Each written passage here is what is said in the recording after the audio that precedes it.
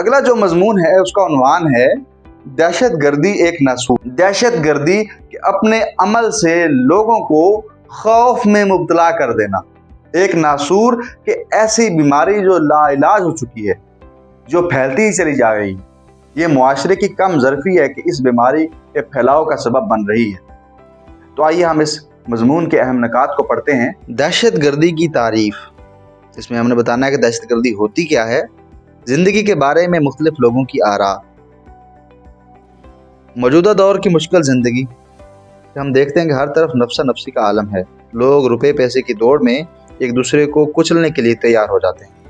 दहशत गर्दी एक मुसीबत, एक आफत है, एक मुसीबत है। मुख्तलिफ ममालिक के ज़ेर सरपरस्ती दहशत गर्दी, मुख्तलिफ ममालिक दहशत गर्दी की सरपरस्ती करते हैं।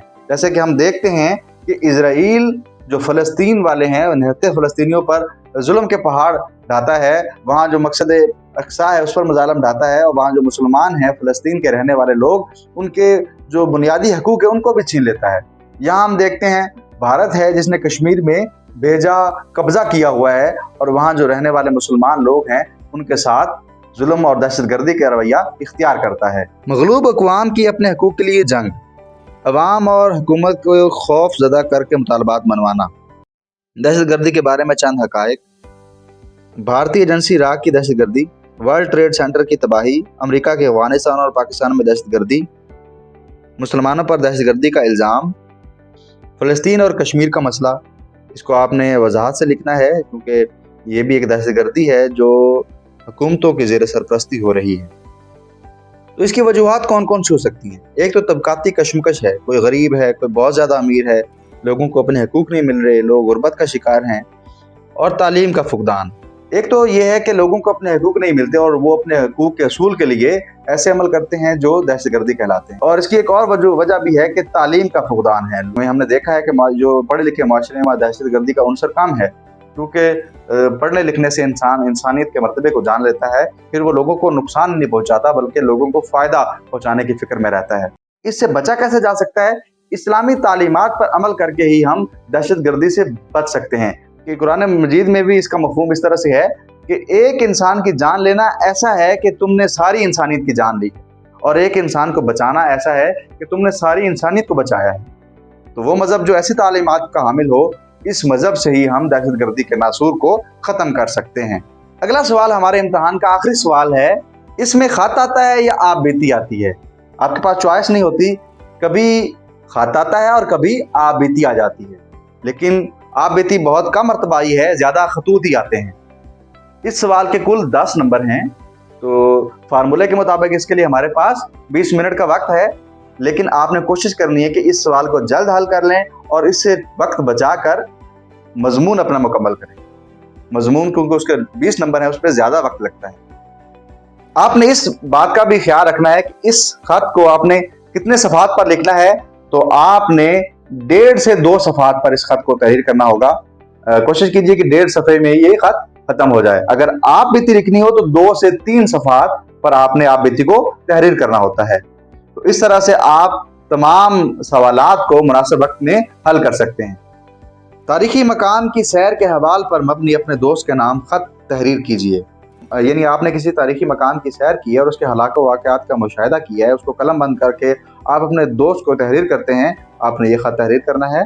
कमरा इम्तहान, यानी आप कहाँ से खत लिख रहे हैं, कमरा इम्तहान से। उसके बाद इसके नीचे तारीख है। फिर आपने मुखातब करना है जिसको आप ख़त लिख रहे हैं, प्यारे दोस्त अली, जावेद, अहमद, कोई भी नाम हो सकता है। उसके बाद आप फजाइये की अलामत लगाएंगे। अस्सलाम वालेकुम, कल की डाक से आपका खैरियतनामा मिला। अल्लाह के फजल से मैं बिल्कुल खैर आफियत से हूँ और अपनी पढ़ाई के काम में बाकायदा मसरूफ़ हूँ। पढ़ाई के साथ साथ गाहे बगाहे तफरीह भी कर लेता हूँ। चुनांचे मैंने अपने दोस्तों के हमरा मकबरा जहांगीर की सैर का प्रोग्राम बनाया। मैं आपको इसी प्रोग्राम के बारे में बताना चाहता हूँ। हमने इस सैर से लुत्फ़अंदोज़ होने के लिए फ़ी का 100 रुपये इकट्ठे किए। हमने उम्दा किस्म की 5 किलो आम खरीदे, अपने अपने खाने के टिफ़िन कैरियर हमरा लिए और बस में सवार होकर मकबरा जहांगीर की तरफ रवाना हो गए। जब हम दरियाए रावी के पुल से गुजर रहे थे तो एक तरफ तो दरियाए रावी का मंजर था और दूसरी जाना मकबरा जहांगीर के पुरशको मीनार एक अजीब नज़ारा पेश कर रहे थे। थोड़ी देर में हम मकबरा जहांगीर के सदर दरवाजे पर पहुंच गए। हम बस से उतरकर सदर दरवाजे से गुजरे और इस तारीखी इमारत की 4 दीवारी में दाखिल हुए। मकबरे की पुरशको इमारत और हसीन और दिलफरेब बागात में अपनी खुशनुमा जलमों के साथ हमारे रूबरू थे। हम रोशों पर से गुजरते हुए रोशों इन रास्तों पर और इर्द गिर्द के दिलफरेब मनाजर से लुत्फ़अंदोज़ होते हुए जहांगीर के मज़ार तक पहुँचे। ये बाजार मुगलिया फ़न तामीर का एक आला नमूना है। संगे मरमर का बना हुआ ये 8 पहलू मज़ार, यानी जिसके 8 पहलू हों, संगे सुर्ख के बने हुए 5 फुट ऊंचे एक मरबा चबूतरे पर है, जिस पर किस्म किस्म के कीमती पत्थरों से बैल बूटे बने हुए हैं। इस अजीम मकबरे के ऊपर जाने के लिए चारों तरफ संगे सुर्ख के जीने बने हुए हैं। चारों गोशों पर 4 बुर्ज हैं और हर बुर्ज पर एक मीनार है। ये मकबरा शाहजहां का बनवाया हुआ है। इस पर 10 लाख रुपए खर्च हुए थे। इसके बाद हम नूर जहां के मज़ार की तरफ रवाना हुए। ये मज़ार रेलवे लाइन के इस पार मगरब की तरफ है। जब हम मज़ार के अहाते में दाखिल हुए तो इसके वीरान और उदास माहौल को देखकर हम पर एक अफसरदगी तारी हो गई। अब 12 बज चुके थे। हमने एक बागीचे में बैठकर खाना खाया और आमों से लुत्फ़अंदोज़ हुए। नमाज का वक्त हो चुका था। हमने करीबी मस्जिद में नमाज अदा की और फिर मकबरे में वापस आ गए। देर तक सैर और खुशगपियों से दिल बहलाते रहे। शाम हुई तो हम घर वापस आ गए। मैं इस सैर की यादों को कभी फरामोश नहीं कर सकूंगा। अपने अब्बा जान की खिदमत में मेरा सलाम कहना। नन्हे अली को प्यार। आपका दोस्त अलिफ बेजीम। आज हमने 2019 के पहले ग्रुप के उर्दू के पर्चे को हल किया है। उम्मीद है इससे आपकी मालूमात में बहुत ज़्यादा इजाफा हुआ होगा।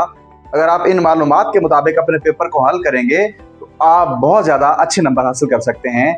आप मुझे इजाज़त दीजिए। अगले सबक में हम किसी और पास पेपर को हल करेंगे।